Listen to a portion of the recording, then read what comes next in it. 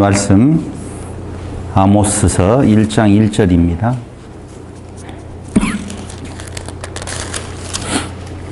유다 왕 우시아의 시대 곧 이스라엘 왕 요아스의 아들 여로보암의 시대 지진 전 2년에 드고와 목자 중 아모스가 이스라엘에 대하여 이상으로 받은 말씀이라. 아멘. 소선지서 중에 아모스서를 우리가 같이 살펴보게 된 것을 저 나름대로는 의미 있는 일이라고 생각을 합니다. 왜냐하면 아모스서가 우리에게 말해주려고 하는 것은 현대 교인들에게도 성도들에게도 상당히 어떻게 성도들이 살아가야 될 것인가에 대한 하나의 기준을 제시하는 그런 부분도 없지 않아 있다고 생각을 합니다. 그래서 이 아모스서를 공부하면서 도대체 그 당시에 어떤 일이 있었고 이걸 통하여서 하나님은 어떤 메시지를 당시에 이스라엘에게 던지고 또 세상에 던지고 오늘날 우리에게까지 던지려고 하는 것인지 그걸 살펴보도록 하겠습니다. 아모스서는 아모스가 기록했습니다. 아모스가 기록했는데 이 아모스라는 사람은 남쪽 유다 드고아 출신이지요. 드고아는 예루살렘에서 12마일, 약 19km, 예루살렘 아닌 베들레헴에서는 약 6km, 6마일, 그러니까 한 10km 정도, 9.5km 정도 되어지는 거리에 있습니다. 상당히 중요한 지역임에 틀림이 없죠. 베들레헴과 예루살렘에 굉장히 가까운 지역에 있었던 그 지역에서 농사일을 했다라고 사람들은 흔히 그렇게 단순하게 말을 하지만 목자이면서 뽕나무를 재배하는 자다고 7장 14절에서 말하고 있습니다. 이 뽕나무는 우리가 생각하는 것처럼 누에 친 뽕나무가 아니라 무화과 나무의 일종으로 보고 있습니다. 중요한 것은 하나님은 왜 이 아모스를 불러서 유다 지역에 살고 있는 자를 이스라엘에 가서 메시지를 전하라고 했느냐라고 하는 겁니다. 북쪽 이스라엘을 위한 선지자가 남쪽 유다에서 지금 나왔다라고 하는 것이지요. 8장 14절, 7장 13절에 보면 사마리아와 베델에 가서 말씀을 전하라고 나와 있는데 여기에서 생각해 봐야 될 첫 번째 들어가는 데 있어서 생각해 봐야 될 점이 있습니다. 이 아모스서는 언제 기록되었는가라고 하는 거예요. 다시 한번 정리해서 여러분 머릿속에 있는 것을 싹 지워버리고 제가 지금 질문하는 것에 한번 대답을 해 주시기를 바랍니다. 아모스가 활동했던 시기와 아모스서가 기록되는 시기는 같을까요? 다를까요? 다르다. 어떤 근거로 그렇게 이야기하죠? 달라야 한다. 어쨌든. 이게 이제 우리가 가지고 있는, 바라보는 관점을 정리하는 데 굉장히 중요합니다. 그러니까, 아모스라는 사람이 하나님의 부름을 받아서 선지자로서의 소명을 시행할 때는 이 아모스서에서 나와 있는 기준으로 놓고 보면 지진 전 2년이라고 되어 있어요. 1장 1절 보세요. 유다 왕 우시아의 시대 곧 이스라엘 왕 요아스의 아들 여로보암의 시대 지진 전 2년에 라고 나와 있어요. 그러니까 기준을 어디에다 놓고 보면 되냐면 지진이라고 하는 큰 사건이 있었어요. 큰 사건이 팔레스타인 지역에 있었는데 그 지진 전 2년에 아모스는 하나님으로부터 부름, 소명을 받았다 이렇게 지금 말을 하고 있잖아요. 그럼 보세요. 지진을 중심으로 해서 아모스가 선지자로서 소명을 받은 때는 몇 년 전? 2년 전. 그럼 이 아모스서를 쓴 때는 언제예요?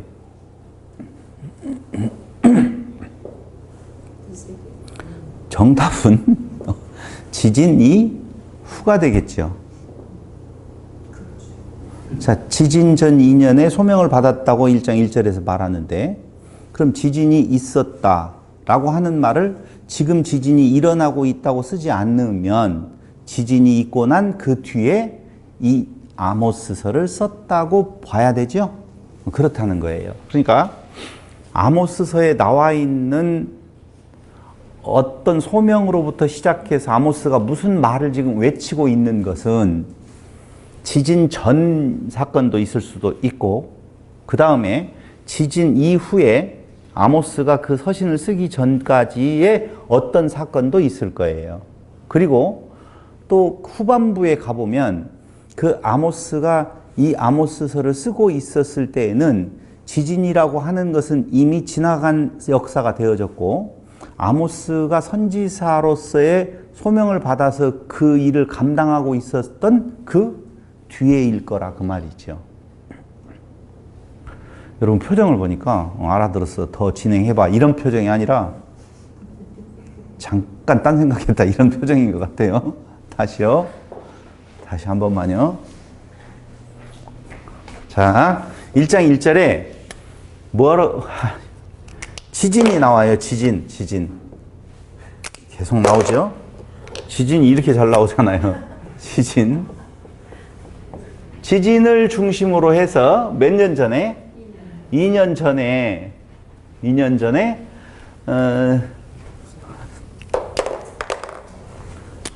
선지자로 부름을 받았다는 거예요. 선지자 소명이 있고. 그럼 지진을 지금 이야기를 하고 있다라고 보면 이 아모스서를 기록한 때는 기록한 때, 여기 기록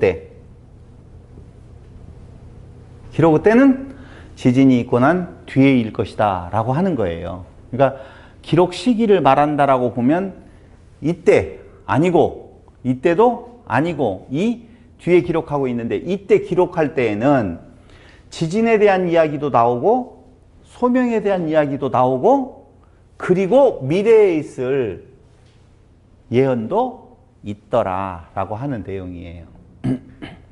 이 예언이 바로 무엇냐라고 보면 그때까지 일어나지 않았던 하나님의 심판의 예고들도 있을 수 있고, 그 다음에 아모스가 2년 전에 소명을 받아서 어디로 가느냐?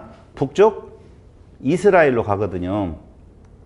이스라엘로 가서 아모스가 막 외칠 때에 심판을 외치겠어요? 회복을 외치겠어요?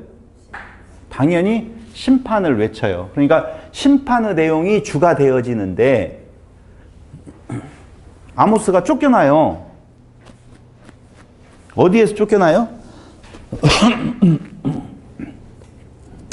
아마샤라고 하는 존재하고 같이 붙어서 싸움을 하는 내용이 7장인가 나오거든요. 그러니까 거기에서 너는 베델에 있지 마. 너는 네 땅에 가서 그냥 거기에 가서 먹고 살아. 선지자로서의 먹고 살으라고 하는 내용을 거기에 가서 예언하고 먹고 살으라고 이야기를 해요. 그러니까 그러한 환난과 핍박을 피해서 결국은 다시 유다로 오게 되어지거든요. 유다로 와서 그곳에서 소명받았던 내용부터 시작을 해가지고 이 아모스서를 지금 기록하고 있다는 거예요. 그럼 내가 하나님에게 지진 전 2년 전에 소명을 받아가지고 지금 북쪽 이스라엘에 가서 메시지를, 하나님의 메시지, 경고 메시지를 전했는데 이런 일을 당하고 지금 여기에 다시 왔다. 그 왔었을 때 그 책을, 아모스서를 쓰는 것은, 그 편지를 쓰는 것은 대상이 다시 이스라엘이겠어요? 유다이겠어요? 그럴 수 있잖아요. 예를 들어서. 그러니까 제가 왜 이 이야기를 지금 하냐면 사람들은 거의 아모스서를 북쪽 이스라엘을 향한 메시지로 생각을 하고 있어요. 근데 이미 그 메시지는 아모스가 아마샤에 의해서 핍박을 받으면서 유다로 오기 전에 다 지금 쏟아부었던 심판의 저주의 메시지란 말이에요. 다 했어요. 그런데 쫓겨났으니까 이스라엘에다가 다시 그 내용을 정리해서 편지를 써서 보내자, 이렇겠느냐 이거죠. 뭐 그런 면도 있을 수 있다면 있을 수 있고, 중요한 것은 단순히 북쪽 이스라엘을 향한 선지자로만 보지 말아달라라고 하는 거예요.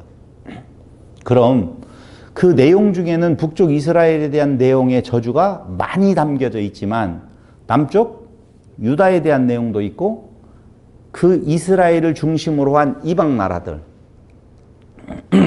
지금 1장과 2장에 나와 있는 그 이웃 나라들은 지중해를 서쪽에다 놓아두고 북쪽, 동쪽, 남쪽 거기를 다 둘러싸고 있는 나라들이거든요. 내용, 하나님의 심판의 메시지가 선포되어진 나라들을 열거해 보면 거기 북쪽 이스라엘을 중심으로 한 나라들의 모습이 잘 나타날 수 있어요. 그러니까 조금 더 쉬운 결론 먼저 이야기하면 하나님의 심판은 북쪽 이스라엘을 향한 것 같지만 북쪽 이스라엘뿐만 아니라 남쪽 유다도 그 주위에 있는 모든 나라들도 다 하나님의 심판의 대상이다 라고 하는 것을 이야기를 지금 해주고 있다는 거예요. 그런 메시지가 단순히 북쪽 이스라엘을 향한 것만은 아니고 북쪽 이스라엘을 대표적으로 그 죄악을 낱낱이 고하면서 지적하면서, 봐봐요. 북쪽 이스라엘이나 남쪽 유다는 하나님의 백성이라고 하는 이름표가 붙어져 있어요. 그런데 그 주위에 있는 나라들, 암몬, 모압, 블레셋 뭐 이런 나라들은 하나님의 자녀라고 하는 내용이 붙어져 있지 않아요. 잘못을 저지르면 그 나라들의 잘못은 사회적인 죄악이에요. 사회적인 죄악. 근데 남쪽 유다나 북쪽 이스라엘은 종교적인 죄악 플러스 사회적인 죄악이에요. 그러니까 여러분들이 잘 읽으셔서 알겠지만 그 주변 나라들에 대한 서너 가지 죄라고 하는 내용들은 거의 다 무슨 내용이냐? 잔인한 사회적인 죄악들이에요. 약자를 괴롭히는. 근데 유다의 죄를 이야기할 때, 서너 가지 죄를 이야기할 때는 읽어보셨죠? 무슨 죄악을 지적하는 것 같아요? 하나님께 율법을 조금 전에 말한 것처럼 종교적인 죄악을 말을 해요. 그리고 이스라엘을 마지막으로 이야기할 때 이스라엘은 종교적인 것 플러스 사회적인 죄악을 이야기를 하고 있다는 거예요. 그런 구도가 있어요. 그러니까 주변 나라들 사회적인 죄악, 유다 종교적인 죄악, 이스라엘 사회적인 것과 종교적인 죄악을 같이 지적을 하고 있다 그 말입니다. 이것은 모든 나라의 백성들을 다 대상으로 하는 이야기지 단순히 북쪽 이스라엘만을 위한 서신이 아니다라고 하는 것을 먼저 머릿속에 정리하고 가자고 지금 이렇게 지금 장황하게 설명을 한 거라 그 말입니다. 정리 다시 한번 이야기를 할게요. 1장 1절에 나와 있는 지진 전 2년에 소명을 받았다라고 하는 이 말은 활동연대와 기록연대가 다르다라고 하는 내용이죠. 아모스 4장 11절. 아니, 오늘 큰일이네. 이런 소리가 많이 들어갈까봐. 아모스 4장 11절을 보시죠.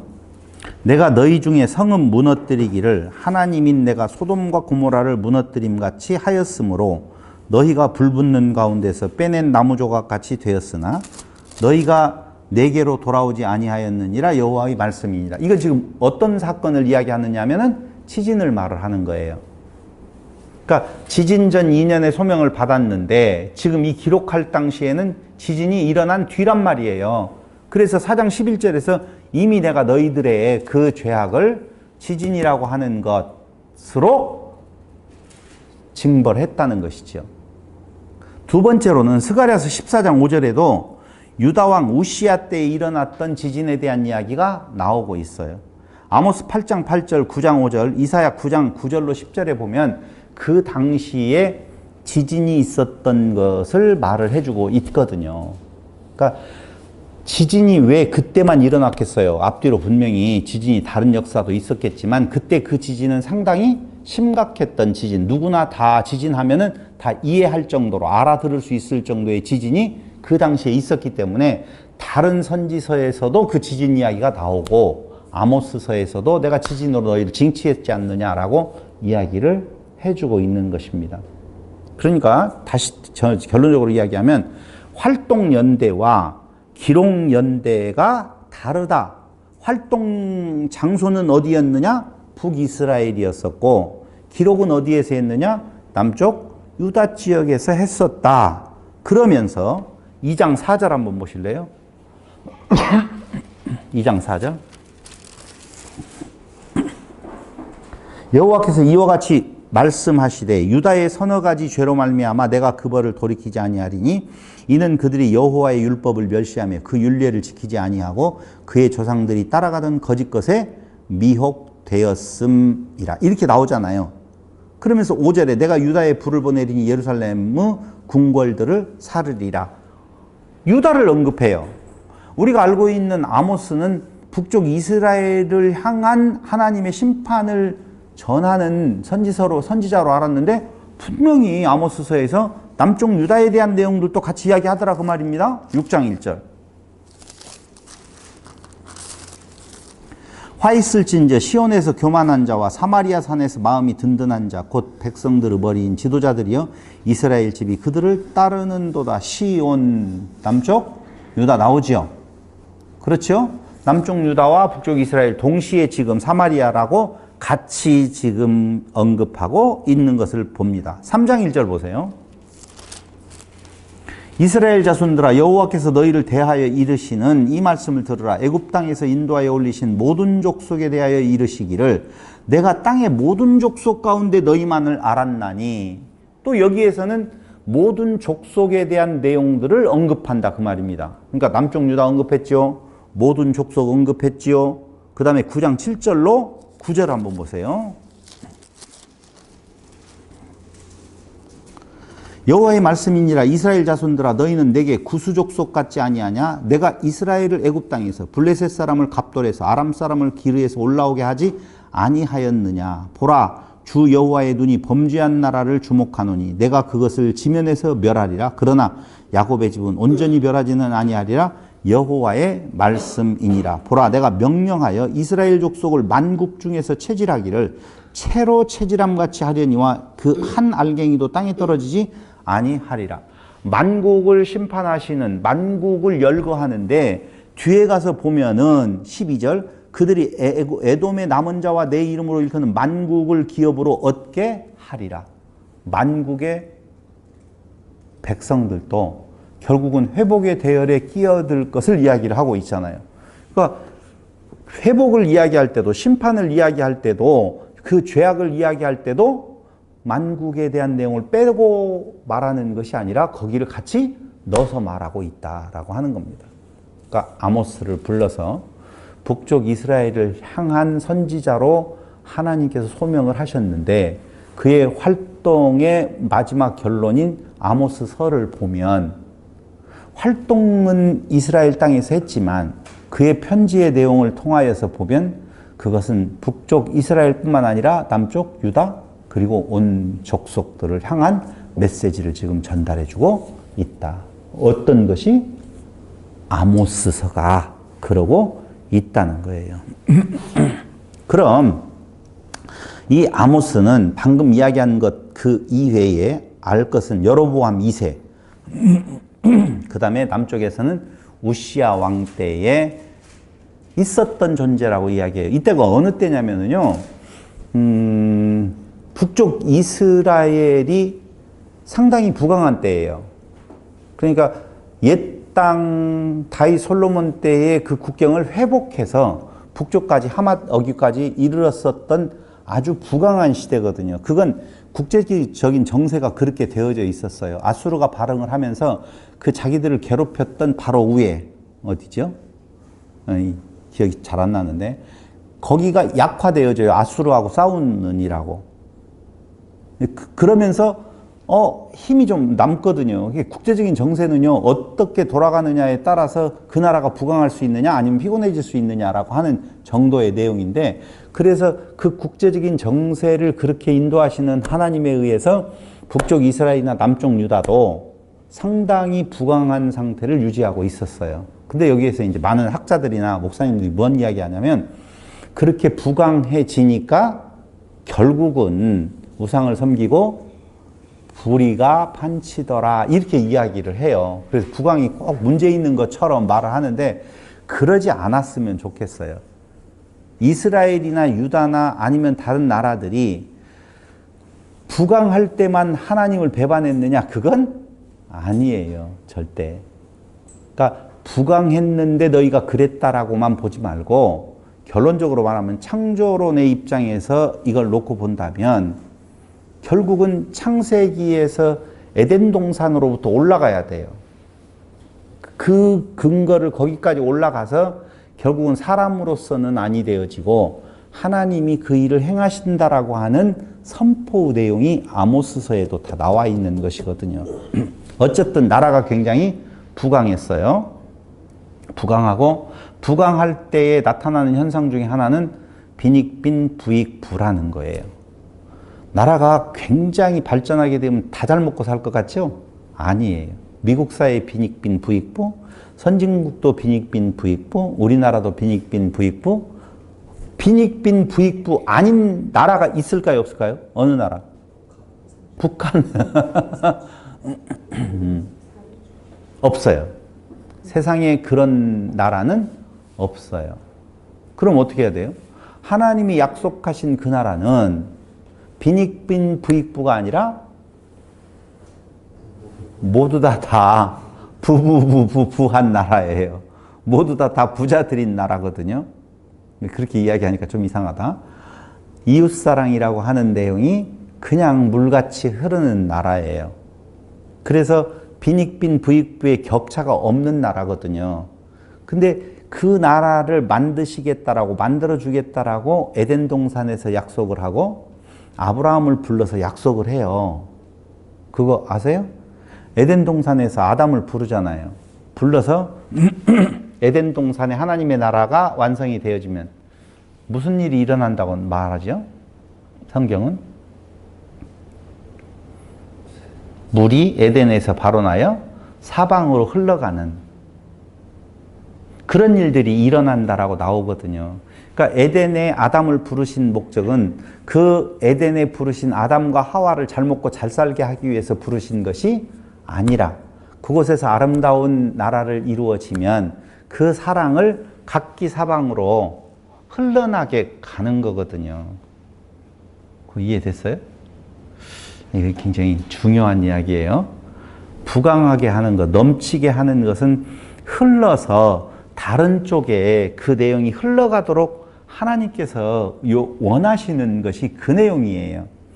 아브라함을 불렀어요. 아브라함을 불러서 그에게 복을 주지요. 그 복은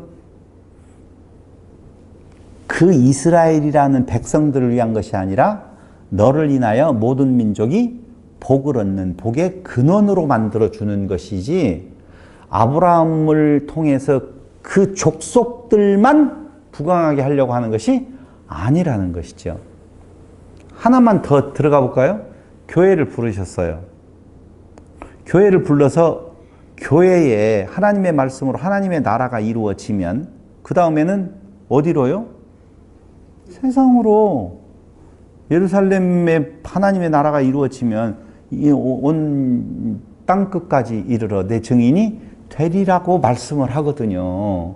그럼 교회는 담을 쌓고 그곳에 우리만의 세계를 건설하면서 그 밖에 있는 자들을 터부시하고 정죄시하고 그들은 짐승과 같은 존재라고 손가락질하라는 것이 아니라, 그 교회의 그 사랑이 넘쳐서 이웃으로 넘쳐야 되거든요. 근데 지금 교회는 그 이웃을 향하여서 아주 날선 검을 들고 그 이웃을 향하여서 어떻게 그들을 정죄할 것인 건가에 대한 내용을 공부해 가고 있잖아요.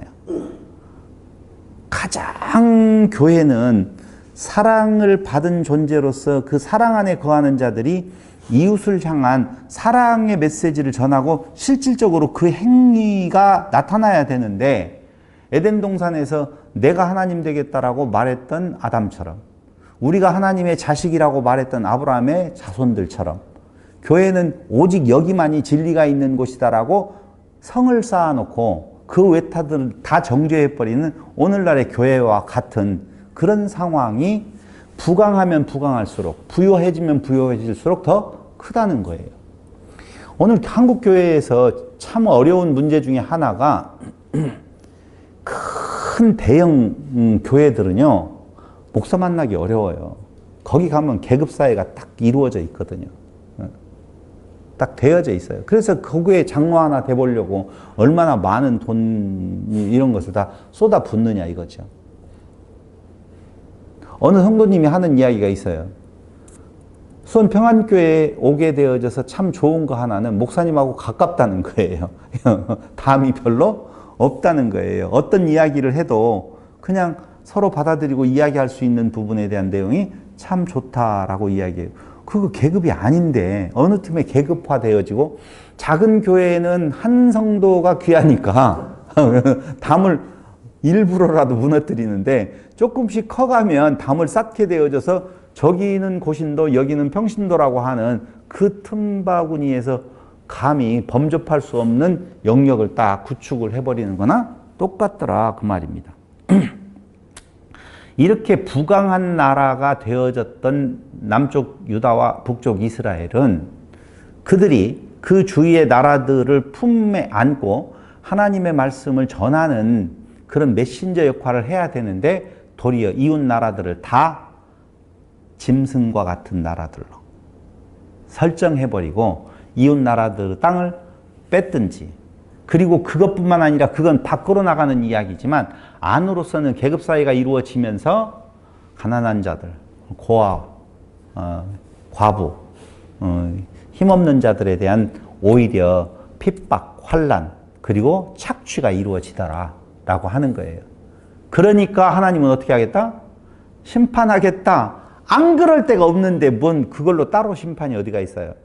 그러니까 그런 것들이 사람 사는 모습이다라고 하는 것을 보여주고 난 뒤에, 그러면 부강하고 온전히 사랑이 넘치는 곳에서 사랑이 흘러나가는 하나님의 아름다운 나라는 너희 힘으로 되어지지 아니하고 내가 해 라고 하는 것이 아모스서의 마지막 결론이에요.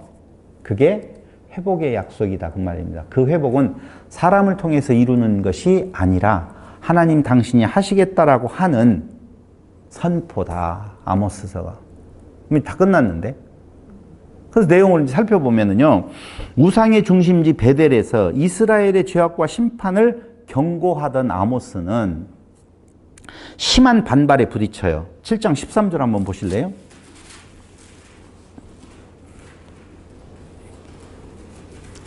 음, 10절에서 보면 아마샤가 나오게 되어지는데요. 때에 베데르 제사장 아마샤가 이스라엘 왕 여로보암에게 보내어 이르되, 이스라엘 족속 중에 아모스가 왕을 모반하나니 그 모든 말을 이 땅이 견딜 수 없나이다. 아모스가 말하기를 여로보암은 칼에 죽겠고 이스라엘은 반드시 사로잡혀 그 땅에서 떠나겠다 하나이다.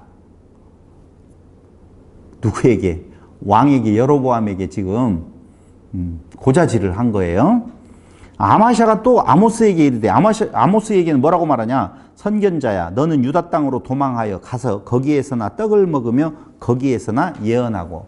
그러니까 보세요. 여기 숨겨진 내용이 있죠. 아마샤가 선견자라고 아모스를 부르면서 너는 여기에 있지 말고 유다 땅으로 가서 떡을 먹으며 거기에서나 예언하라고 그래요. 그러면 이 말은 먼 눈에는 뭐가 보인다라고 이야기를 하는 것처럼 자기는, 아마샤도 지금 선지자 그룹에 있거든요.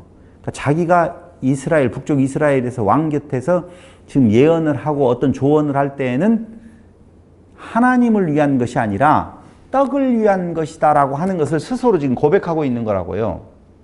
아시겠어요? 너 이 일을 유다에 가서 하면서 거기에서 먹을 것 얻어먹어 라고 하는 내용이에요. 이것은 왕 힘을 가진 자. 그 뒤에 보면 또 하나 알 수가 있어요. 다시는 베델에서 예언하지 말라. 베델은 어디죠? 예, 북이스라엘의 제사의 장소죠. 베델이라고 하는 의미는 떡집, 하나님의 집, 뭐 이런 뜻이 있잖아요. 그러니까 베델이라고 하는 하나님의 집을 뭘로 만들어서 왕의 집으로 선언해버리는 거죠. 그러니까 완전히 하나님하고는 상관없는 권력자에게 빌붙어서 권력자의 눈치를 보는, 하나님의 뜻을 전하는 것이 아니라 권력자의 비유를 마치는 선견자가 지금 되어져 있다. 그러니 너도 똑같은 놈 아니야. 너 뭔 먹을 것이 있다고 여기에서 이렇게 독서를 퍼붓는 거야. 너 유다에 가가지고 예언하면서 떡이나 먹어. 이렇게 지금 표현을 하고 있는 것을 우리는 볼 수가 있다는 것이죠. 이것이 이렇게 단순하게 나와 있지만 상당히 부담스러운, 상당히 강한 압박으로 아모스는 느꼈을 것이고, 이때에 지진 후에 유다로 돌아와서 하나님의 심판과 회복의 예언을 글로, 그 글이 지금 우리가 보고 있는 아모스서로 기록하고 있는 거예요. 기록 목적은 그럼 뭘까요? 자, 활동 시기. 그러니까 북쪽 이스라엘에 가가지고 북쪽 이스라엘에 대해서 독서를 퍼부을 때는 당연히 그들의 죄와 그 죄 앞에 임할 심판을 이야기했을 거예요. 그거 이야기하면서 회복이 있다고 말 안 했을 거 아니에요. 그러니까 활동 시기에 활동했던 목적은 죄와 심판을 이야기한다면, 기록 목적, 기록 시기는 죄와 심판, 그리고 그렇죠. 어떻게 알았어요? 당연하죠. 그건. 죄와 심판, 그리고 회복. 그것을 우리가 다른 말로 이야기하면 다른 내용 없어요. 아모스가 가가지고 심판을 외쳤는데 그들이 니느웨 사람들처럼 죄를 뒤집어 쓰고 회개의 역사가 전혀 안 나와요. 이걸 어떻게 말할지는 모르겠어요. 니느웨 이야기할 때는 그렇게 회개했기 때문에 하나님께서 그 심판을 돌이켰다라고 이야기들을 하잖아요. 근데 여기 이스라엘은 지금 돌이키지 않아요. 그런데 아모스를 통해서 기록된 아모스서에 보니까 회복에 대한 내용이 9장에 쫙 나타나더라, 그 말입니다. 이건 한마디로 말을 하면 이스라엘에게 심판, 죄를 경고하고 심판을 경고하고 너희는 돌아오라 라고 하는 메시지가 아니다 라고 하는 거예요. 근데 거의 그렇게 해석을 해버려요. 죄를 지적하고 돌아오라고 했는데 돌아오지 않으니까 결국 하나님께서 멸망시키셨다. 그럴 것 같으면 회복에 대한 약속은 필요가 없는 거잖아요. 돌아오면 회복시켜요? 상관없이 회복시켜요? 상관없이 회복시켜요. 그러니까 성경은 어떤 인과 법칙에 의해서 네가 이렇게 하면은 복을 받고 이렇게 하면 넌 벌을 받는다라고 하는 상선벌악이 아니에요. 성경은 뭐냐? 하나님의 역사를 기록한 거예요. 그럼 하나님이 어떤 역사냐? 창조의 역사예요. 그 창조의 역사는 인간을 신되게 만드시는 건데, 그 인간을 신되게 만드시는 것은 인간의 의가 전혀 개입될 여지가 없이 하나님의 은혜의 사역이다라고 하는 것을 지금 선포해주고 있는 것이라 그 말입니다. 그럼 사람에게 있어서 제일 큰 꿈은 뭐가 되어야 되겠어요? 신되는 것이죠. 인간이기 때문에 제일 고통스러운 것은 결국은 시간이라고 하는 것에 갇혀있고 매여 있다는 거거든요. 끝이 온다는 거거든요. 근데 시간과 공간과 형상을 초월하는 그 신의 세계로 우리를 초대했어요. 그래서 어떠한 눈물도, 어떠한 고통스러운 것도 결국 죽음 앞에 그 모든 것들을 다 내려놔야 되는데 죽지 아니함. 그 죽지 아니함이 시간과 공간과 형상에 매이지 아니하는 하나님으로서의 우리가 바뀌는 것이죠. 그래서 신되게 되어지는 것, 그것을 뭘로 지금 하나님은 왜 신이 되어져야 된다라고 이야기를 하고 있느냐라고 하면은요, 하나님이 꿈꾸는 하나님의 나라는 이웃사랑의 나라라고 보면, 사랑의 나라라고 보면 돼요. 사랑의 나라. 근데 거기에 반대되어지는 맞서고 있는 인간의 나라는 이웃사랑이 아니에요? 그럼 이웃사랑이 아니면 다 같이 용어를 해보세요. 시작. 자기사랑이죠. 에고이즘. 자기사랑이 커요. 높이 올라가죠.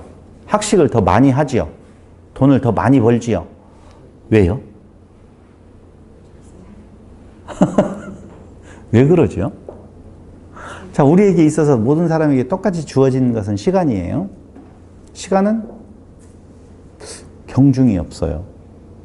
근데 요새는 시간을 돈으로 하려고 그러죠. 좀 더 살기 위해서 돈을 내고라도 목숨 생명 연장의 기술로 그러려고 해요. 그래 냉동인간도 되어지고 뭐 별별 방법을 다 써요. 그 시간이라고 하는 것은 모든 사람에게 똑같이 주어졌어요. 같은 무게로 주어졌는데 그걸 무언가로 바꾸며 살아가거든요. 시간을 내고 뭔가를 바꿔요. 그럼 그 바꾸는 것이 뭐예요? 이 집사님에게 주어진 시간을 무엇을 위해서 바꾸고 살아가나요? 돈 그러면 이제 좀 안 되는데 그거 빼고 또 다른 이야기로 한번 해줬으면 좋겠어요. 시간을 뭘 위해 사나요? 시간을 쓸 때 무엇을 위해서 써요? 지금 하나님을 알기 위해서. 아이고 좋아요. 주여. 주여. 돈을 번다고 누가 한번 이야기해 줘봐요. 시간을 쓰고 돈을 번다. 왜 돈 벌어요? 어디에다 쓰려고요? 예? 아주 크게 이야기해요. 괜찮아요. 풍요롭게 살려고 하기 위해서. 그 풍요로움의 기준이 무엇이냐라고 물어보면 제가 일반적인 누구나 반발할 수 없는 것을 이야기하면 자식을 위해서. 이 말에 뭐 크게 반발할 사람 별로 없죠. 나 같은 경우에는 자식을 위해서가 아니라 나 살기 바빠서예요. 사실은 나 혼자 그것도 자식을 위한 건데 왜냐하면 내가 아들한테 그랬어요. 왜 그렇게 열심히 일하셔요? 워커홀릭에다가 아주 거기에 미친 것 같아요 라고 이야기를 해요. 그래, 너 부담 안 주려고. 벌어서 너한테 남겨주려고 하는 것이 아니라 나중에 가서 나 때문에 네가 피곤해질까 봐 지금 열심히 해서 한 3, 4년, 한 1, 2년 어떻게 해서 문제 잘 해결하고 그다음에 한 1, 2년 벌어서 나중에 먹고 살 것까지 다 벌어놓으면 너한테 손 안 벌리고 네가 집 걱정하지 않도록 하기 위해서 그렇다 이놈아. 예, 열심히 하세요. 여러분 사실은 우리가 시간을 투자해서 어떤 것을 벌어요. 돈을 벌어요. 근데 그 돈을 가지고 왜 버는지에 대한 정확한 인식 없어요. 무조건 많으면 좋은 줄로 알고 있어요. 그러니까 돈 자체가 목적이다 보니까 귀중한 시간을 써서 돈을 벌어놓고 그 돈을 다 쓰지 못하고 가는 안타까움. 자식에게 집 한 채 물려주면 훌륭할 것 같죠? 여러분 훌륭하지 않아요. 그 자식은 또 무엇을 위해서 또 살겠어요? 그 자식에게 다 물려주려고. 그러면 내가 희생해서 집 한 채 물려주는 것은 그 자식은 훌륭한 삶을 살으라고 하는 건데 그 자식도 훌륭한 삶이 지 자식 집 한 채 물려주려고 하는 거라니까. 결론적으로 말을 하면 사는 목적을 자세히 들여다보면 그래요. 돌고 돌아서 결국은 그 일을 우리는 하고 있더라라고 볼 수밖에 없어요. 지금 아모스서가 말하고 있는 그 이스라엘을 중심으로 한 유다 그리고 그 기타의 나라들의 그 서너 가지의 죄라고 하는 내용들 이게 무엇인가라고 한번 보자는 거예요. 그러니까 보세요. 모든 나라들이 다 시간을 써서 높은 지위, 돈을 벌고 그게 목적이 아닌데 수단으로서의 어떤 것인데 그것이 목적화되어져서 끝없이 그것에 함몰되어져 가요. 권력 잡은 자는 난 이해가 안 돼요. 지금 정치 이야기 안 하려고 그랬는데 한 번만 딱 이야기해. 내가 다른 내용 다른 할 이야기가 많지만 아니 돈이 그 정도 많고 권력이 그 정도로 많은데 300만 원짜리 백이 그렇게 욕심이 났을까? 다른 거 놓아두고 그건 100개라도 사서 나누어줘도 될 만하잖아요. 100개면 얼마예요? 3억 정도 되나? 300만 원짜리? 맞죠? 3억 정도 돼. 3억 쓰고도 돈이 철철철철 남아가지고 평생 다 써도 못 쓸 건데도 불구하고 우리는 불안해하는 것 같아요. 조금 더, 조금 더. 언제까지, 어디에서 만족이 끝날지는 모르겠어요. 돈은 왜 벌었느냐? 쓰기 위해서 벌어요. 자식을 위해서든지. 그게 가족이라고 하는, 내 이웃이라고 하는, 가까운 가족이라고 하는, 조금 더 넓히면 성도라고 하는, 여기에서 멈추면 큰일 나는 거지. 어디까지 나가야 돼요? 모든. 맞아요. 모든이라고 하는. 근데 이렇게 말을 하면 무슨 생각을 하냐면, 그러면 돈 벌어가지고 주위 지나가는 거지들한테 막 나누어줘야 좋은 거예요? 난 그런 말 한 적이 아니에요. 그건.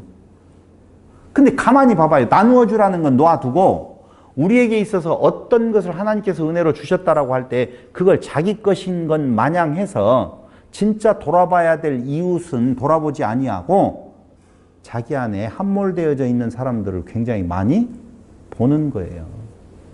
사랑한다라고 이야기하면서 입어, 추워, 입어, 배고파, 먹어. 그렇게 이야기를 하고 있다는 것이죠. 아니, 나한테 돈 주라는 말 아니에요. 오해하지 않으시기를 진짜 바라겠어요. 그냥 그 주위에 내 가족이라고 하는, 내 지체라고 하는 부분들에 대한 내용, 우리가 자식을 위해서 끊임없이 희생하는 것처럼, 그게 삶의 의미라고 하는 것처럼 그 일에 대한 내용이 안 들어오는 이유는 어디에 있느냐? 오늘 나와요. 성경에 서너 가지 죄. 보세요. 한번 보자고요. 인간의 죄가 어떤 건지. 1장 3절. 여호와께서 이와 같이 말씀하시되 다메섹의 서너 가지 죄로 말미암아. 나오죠? 근데 그 죄는 뭐예요? 길르앗 지역을 압박했다는 거예요. 길르앗은 갓 지파, 루벤 지파, 므낫세 지파가 포진하고 있는 거예요. 그렇죠?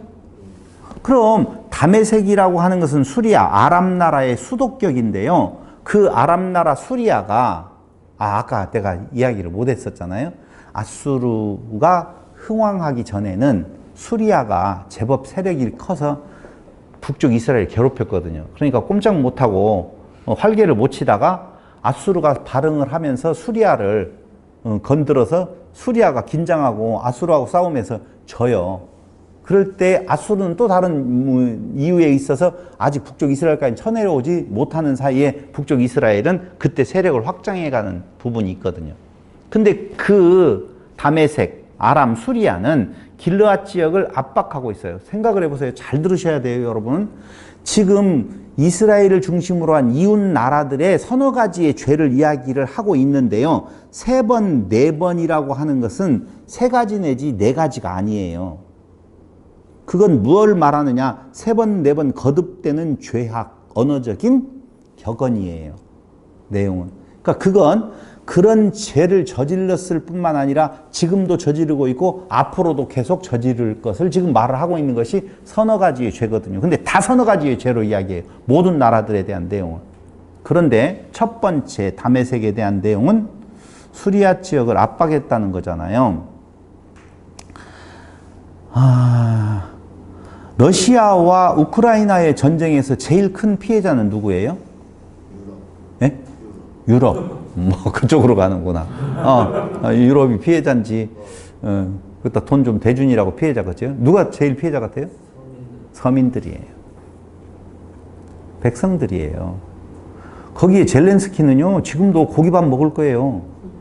고기에 이밥, 쌀밥 다 먹고 있으면 그건 쌀을 안 먹나? 그럴 거예요. 그러니까 지금 지적하고 있는 서너 가지의 죄는요, 여러분들이 자세히 보면 알겠지만 다 가난한 자, 없는 자, 서민, 국민들에 대한 내용들을 지적하고 있는 거예요. 너희들의 그 편협된 욕심이 결국은 서민들을 어렵게 하고 있다라고 하는 거거든요. 그러니까 죽어나가는 것은 서민들이에요, 여러분. 보세요. 가사 6절. 여호와께서 이와 같이 말씀하시되 가사의 서너 가지 죄로 말미암아 내가 그 벌을 거리키지 아니하리니 이는 그들이 모든 사로잡은 자를 끌어 에돔에 넘겼습니다. 누구를 사로잡아가요? 백성들을 사로잡아가서 노예로 팔아먹고 있다는 거예요. 전쟁에서 잡은 자뿐 아니라 남녀노소를 막론하고 닥치는 대로 사로잡아서 에돔에다 노예로 팔아 넘겼어요. 그래서 에돔은요, 인신매매 시장 같은 곳이 되어져 버렸어요. 결국은 누가 고통스럽냐? 일반 백성들, 힘없는 자들이 고통받게 되어져 있다는 거죠. 하나님은 에돔 아니면 다메섹, 가사, 두로, 암몬, 모압 이거 버린 백성인 줄 알고 생각을 했었을 거 아니에요. 그런데도 그들의 잘못 서너 가지 죄를 이야기하면서 거의 대부분이 다 없는 자들, 가난한 자들, 과부와 고아들 이런 사람들을 괴롭히는 부분에 대한 내용을 서너 가지의 죄의 그 내용으로 꼽고 있다는 거예요. 그럼 세 번째 두로가 나오죠. 두로. 형제의 계약을 무시하고 에돔의 모든 사로잡은 자를 팔아넘겼다. 민수기 20장 14절, 신명기 2장 5절에 보시면 참고적으로 볼 수가 있어요. 뭘 볼 수가 있어요? 민수기 20장 14절 한번 보세요.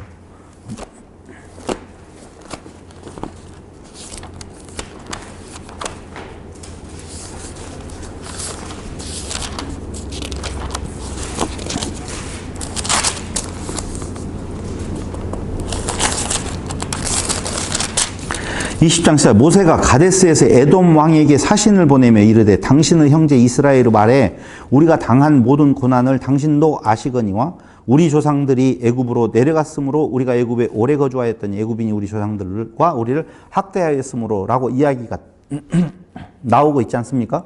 그러니까 형제라고 하는 내용이에요. 지금. 근데 형제의 계약을 무시해버리고 에돔의 모든 사로잡은 자를 팔아 넘기고 또 에돔 이야기를 할 때 지금 이야기하는 건데 또 하나는 에돔. 죄송해요. 아까 두로는 그렇고 에돔은 1장 11절에 보면 서너 가지의 죄를 이야기를 하면서 11절에 이렇게 나오죠. 에돔의 서너 가지 죄로 말미암아 내가 그 벌을 돌이키지 아니하리니 이는 그가 칼로 그의 형제를 쫓아가며 긍휼을 버리며 항상 맹렬히 화를 내며 분을 끝없이 품었음이라 라고 나오잖아요.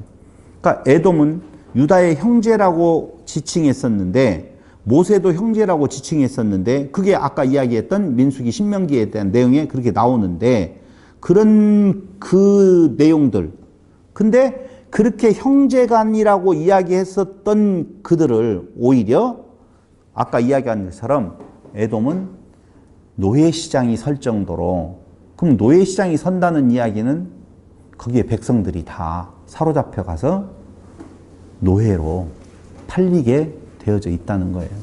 그러니까 위정자들은 자기들의 만족을 위하여서 영화를 위하여서 전쟁을 벌이고 어떤 다스린다라고 하는 내용이 자기들의 영달을 위한 것이지 백성들을 위한 것이 아니더라 그 말이에요.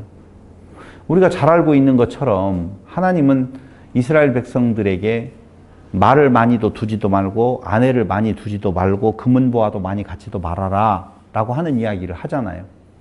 이거 왜 그래요? 그게 그렇게 많이 갖는다라고 하는 것은 하나님을 의지하는데 떠났다라고도 보지만 거기가 이웃을 사랑하고 이웃에 대한 내용을 돌봄. 그래서 솔로몬이 기도를 할 때 제일 마음에 들었던 하나님을 향한 기도는 재물을 구하는 것도 아니고 영화를 구하는 것도 아니고 그 백성들을 잘 다스릴 수 있는 지혜를 달라고 할 때 그걸 칭찬하잖아요. 그러니까 하나님의 나라의 통치는 중심이 어디가 있느냐? 하나님께 있지 아니하고 그 백성들에게 있다 그 말입니다. 그런데 백성들이 피곤한 정도가 아니라 노예로 팔려갈 아니 어느 정도로 심해 조금 이따 나와요. 이스라엘이 어떤 죄를 통합적인 죄에 대한 지적이 이스라엘을 향하여서 나오는데요. 그런 일들이 꼭 이스라엘에만 있었던 것이 아니라 결국 위정자들이 다 그렇더라 그 말입니다. 여러분 우리가 잘 알다시피 예수님 오실 당시에 그 유대의 땅에 있었던 벌어졌던 내용들은 각지 사방에서 명절이 되어져서 오면 제사를 드리려고 할 때 짐승을 못 가져오잖아요. 가지고 오면은요 다 불합격 처리를 해요. 이건 눈이 멀었다 오면서 발이 다쳤다든가 다 불합격 처리를 하고 어떤 짐승을 받느냐라고 하면은 그 주위에서 판매하고 있는 근데 그 주위에 판매하는 자들이 누구였었냐면은 다 제사장들의 친인척들이 다 자리하고 있었거든요. 그러니까 거기에서 사온 표시가 있으면 합격. 그런단 말이에요. 그럼 합격품을 얻으려고 보면 당연히 비싸게 사야 될 거 아니에요. 그러니까 가격도 비싸게 하지. 환전을 해야지 살 거 아니에요. 성전에 내는 것은. 환전을 할 때에도 무식하게 이유를 띄어서 환전 수수료를 띄어가지고 골탕을 먹이는 일들이 일어나더라 그 말입니다. 그러니까 백성들을 위하여서 봉사해야 되고 받은 은혜를 써야 될 지도자급들이 결국 그것을 이용해서 기득권 세력화하고 그 기득권을 가지고 없는 자들, 가난한 자들, 배고픈 자들 이들을 괴롭히는 쪽으로 다 써버리더라라고 하는 거예요. 조금 이따 이스라엘 이야기하면서 거기 자세히 나오거든요. 똑같아요. 암몬은요 어느 정도냐면 길르아스 아이벤 여인의 배를 갈랐다고 나와요. 이런 것들이 배를 갈랐기 때문에 문제를 삼는다는 말이 아니라 결국 그 대상자들이 다 없는 자들, 낮은 자들, 가난한 자들, 소외된 자들이었다는 거죠. 여러분들과 저는 소외된 자예요? 가난한 자예요? 아니면 부자예요? 알았어요. 예. 아, 부자구나. 아버지와 아들 좋으네요. 모압에 대해서 서너 가지 죄를 이야기할 때 에돔 왕의 뼈를 불살라 죄를 만든다라고 이야기하죠. 여기 에돔 왕의 뼈를 그건 뭐 그냥 서민들이 아니지 않느냐. 여러분 에돔 왕의 뼈를 다시 무덤에서 빼서 불살를 정도의 잔악함에 극치는 백성들에 대한 내용은 굉장히 어지러운 마음으로 다스렸겠어요? 그거 아니거든요. 유다에 대한 이야기가 나오는데 여기 유다에 대한 이야기는 아까 읽었잖아요, 우리가. 유다에 대한. 근데 거기에는 보면 여호와께서 4절 2장 이와 같이 말씀하시되 유다의 서너 가지 죄로 말미암아 내가 그 벌을 돌이키지 아니하리니 이는 그들이 여호와의 율법을 멸시하고 그 율례를 지키지 아니하고 그의 조상들이 따라가던 거짓 것에 미혹되었습니다. 율법 나오지요, 율례 나오지요, 거짓 것에 미혹 나오지요. 무엇인 것 같아요? 종교적인 부분에 대한 내용이 있죠. 여러분 한번 물어볼게요. 교회에서 교회 생활을 열심히 하는 거, 그러니까 첫 번째 주일 성수, 두 번째 연복, 세 번째 봉사. 이것이 쉬워요? 이웃에 있는 자들을 돌보는 것이 쉬워요? 아니요, 잘못 물어봤어요. 어느 걸 선호하세요? 교회 열심히 나오면서 11조 잘 내고 주일 성수 잘하고 봉사 열심히 하는 거, 교회 와가지고 막 봉사 여러 가지 하잖아요. 봉사 열심히 하는 것이 쉬워요? 아니면 이웃을 향하여서 사랑을 전하는 것이 쉬워요? 쉬운 것보다 하고 싶죠, 1번을. 그래야 내가 좀 드러나고, 다른 사람 앞에서. 이웃사랑은 전혀 내가 안 안 드러나니까 그런 점도 있죠. 진짜 있죠. 나 봐줘, 나야, 이런 내용들이 있겠죠. 그래요. 사람들은요 내 돈의 일부를 내놓고 면죄부를 주는 것이 훨씬 편해요. 가난한 이웃은 너무 많잖아요. 돌아볼 것들도 너무 많고. 그러니까 그것은 정말 어려우니 어떤 딱 틀을 정해놓고 요것 하면 너는 훌륭한 믿음의 사람이야 라고 하는 것에 사람들은 너무 열광을 하는 것이거든요. 그래서 교회는 점진적으로 어떻게 해요? 커지는 거예요. 그걸 목사들은 유도해요. 네가 하나님 사랑하고 이웃을 사랑하는 건 무엇으로 증명할 거야? 성경은 분명히 이웃사랑이라고 하는 것은, 하나님 사랑이라고 하는 것은 이웃사랑이다라고 이야기를 하는데 그걸 뭘로 바꾸냐? 목사로 바꾸고 교회로 바꿔요. 교회는요 담을 허물어야 될 곳이지 담을 쌓아놓는 곳이 아니거든요. 그래서 허물어서 밖에를 돌아봐라라는 거. 복음은 밖에 있는 믿지 않는 자들을 향하여서 전하는 것이지 안에 있는 우리들끼리 복음을 전하는 것이 아니에요. 근데 우리들은 폐쇄적으로 가가지고 여기 들어오는 사람만 우리 편이야, 여기 들어오지 않는 사람들은 다 적이야 라고 선언을 해버리더라 그 말입니다. 그러니까 여기 율법에 대한 내용, 율례에 대한 내용들을, 율례를 지키지 아니했다라고 하는 내용들은 무슨 그들이 율법에 나와 있는 어떤 법칙을 안 지켰다는 말이 사실은 아니에요. 얼마나 이스라엘이 율법을 지키려고 노력하는 존재들인데요. 만약에 그들이 안 지켰다라고 보면은요, 오늘날 한국 교회의 성도들이 율법을 잘 지켜서 내가 율법대로 잘 살아가겠다고 말하는 건 다 거짓말이에요. 그럴 수 없어요. 그러니까 이건 뭐냐면은요, 너희들이 특수한 민족이라고 생각하고 그 나머지 이방 민족들에 대해서 적대시하는 그 마음을 가지고 있는 것, 이런 것들이에요. 하나님의 사랑을 전해야 되는데 오히려 하나님의 사랑은 우리 안에만 있다라고 이야기를 하고 그들을 끄집어 와가지고 여기에서 교화를 시키려고 하는 부분이 있다라고 저는 성경을 보면서 느껴지는 거예요. 그러니까 종교적이고 율법의 두 계명을 어겼다라고 하는 내용으로 유다를 책망했던 아모스는 마지막으로 이스라엘에 대한 이야기를 하는데요. 거기가 예언의 중심이니까 북쪽 이스라엘은 다양성이 있었던 것 같아요. 그래서 모든 민족을 향한 메시지를 북쪽 이스라엘을 샘플로 해서 지금 전하는 것 같은데, 북쪽 이스라엘 2장 6절에 보면 이렇게 나와요. 이스라엘 여호와께서 이와 같이 말씀하시되 이스라엘의 서너 가지 죄로 말미암아 내가 그 벌을 돌이키지 아니하리니. 앞에는 굉장히 간단한 한 줄 두 줄이었었는데 이스라엘은 엄청 많아요. 이는 그들이 은을 받고 의인을 팔며 신 한 켤레로 받고 한 켤레를 받고 가난한 자를 팔며. 사람의 가치가 은, 신발 한 켤레 값 정도로 생각을 하고 있다는 것이죠. 그 다음에 힘없는 자의 머리를 티끌 먼지 속에 발로 밟고 연약한 자의 길을 굽게 하며, 이 연약한 자의 길을 굽게 한다는 말은 법적인 억울함이에요. 법으로 곡해하는 해서 당하는 어려움을 백성들이 겪도록 만들겠다. 그러니까 유전무죄, 무전유죄라니까. 그런 일들이 일어나고 있고, 아버지와 아들이 한 젊은 여인에게 다녀서 내 거룩한 이름을 더럽히며 모든 제단 옆에서 전당 잡은 옷 위에 누우며 그들의 신전에서 벌금으로 얻은 포도주를 마심이니라.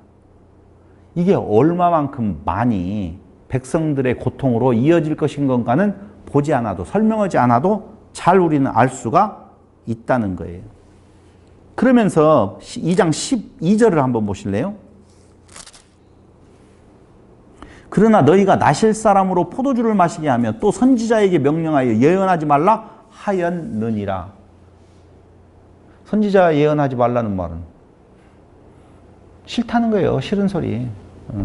그런 거 하지 말고, 야, 먹고 즐기자. 나스린도 꼬셔가지고 타락하게 만들고 예언도 하지 말고 그냥 좋다 라고 이야기를 하라는 것이죠. 자기애로 가득 찬 이웃사랑이 깨지고 강자, 즉 기득권자들에 의한 횡포로 약자들이 억압받는 세상을 하나님은 멸하시겠다. 이웃사랑이 실현되어지는 하나님의 나라를 만들어 주시겠다. 이것이 바로 아모스서라 보시면 돼요. 2장 13절 한번 보실래요? 보라, 곡식단을 가득히 실은 수레가 흙을 누름같이 내가 너희를 누르리니 빨리 다른 박질하는 자도 도망할 수 없으며 강한 자도 자기 힘을 낼 수 없으며 용사도 자기 목숨을 구할 수 없으며 활을 가진 자도 설 수 없으며 발이 빠른 자도 피할 수 없으며 말 타는 자도 자기 목숨을 구할 수 없고 용사 가운데 그 마음이 굳센 자도 그날에는 벌거벗고 도망하리라. 여호와의 말씀이니라. 확실히 심판을 행하겠다는 거예요.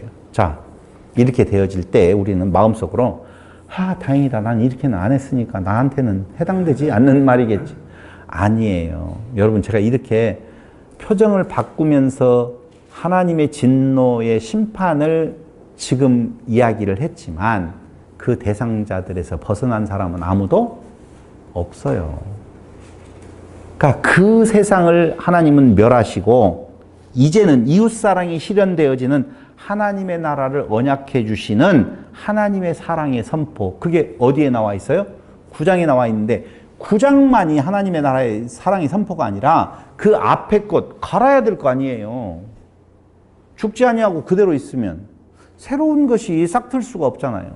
그래서 당신이 그 죄를 뒤집어 쓰고 죽으시면 그 안에서 죽고 그 안에서 다시 부활해서 산다는 말은 사랑의 빛 외에는 아무 빛도 지지 말라고 하신 그 사랑으로 살아나는 것이지 그냥 이 몸이 그런 건 아니죠. 그런 건 아니에요. 이제 두 번째 시간에는 아모스서를 통해서 말하는 죄악이란 도대체 무엇인 건가? 지금 이웃 나라들에 대한 내용, 유다에 대한 내용, 그리고 이스라엘에 대한 내용들을 이야기를 했는데 구체적으로 그 죄악을 지적을 해가요. 2장부터 시작을 해가지고 4장, 5장, 8장 쭉 보면은 이런 것이 그 시대에 일어나고 있었다. 자, 그 죄악에 대한 결론을 먼저 이야기한다라고 보면 다 같이 한마디로 시작. 네? 무슨 죄악이라고요? 뭐가 죄라고요? 이것은 다음 시간에 이어서 말씀드리기로 하고 여기에서 1교시 마치겠습니다.